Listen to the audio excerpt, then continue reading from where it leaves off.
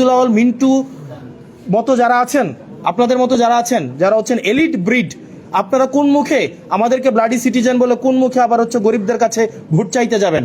আমাদের 24 পরবর্তী বাংলাদেশে এই পলিটিক্যাল এলিটিসিজমের বিরুদ্ধে আমাদের এই লড়াইটা ছিল।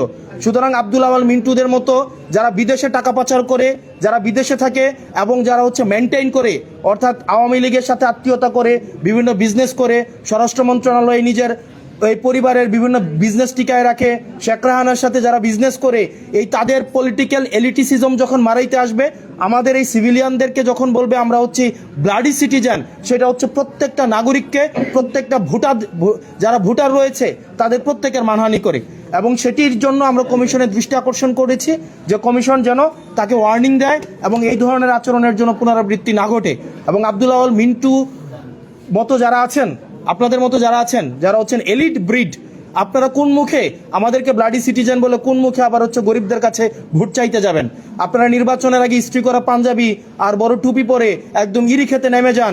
এই মানুষ এই হিপোক্রেসি এখন এগুলা বুঝে। আপনারা গার্মেন্টস শ্রমিক ফুটপাতে এখন যে যাচ্ছেন ভোট চাইতে ব্লাডি সিটিজেনের কাছে, আপনারা ম্যান্ডেটের জন্য ঠিকই ব্লাডি সিটিজেনদের কাছে আসেন। রাস্তার মধ্যে রক্ত দেয় ব্লাডি সিটিজেনরা। এই ব্লাডি সিটিজেনের রক্তের উপরে দাঁড়িয়ে আপনারা বিদেশে ব্যবসা করেন, ছেলে মেয়েদেরকে বেগম পাড়ায় রাখেন, সেফ এক্সিট নেন, ডুয়েল সিটিজেনশিপ নেন।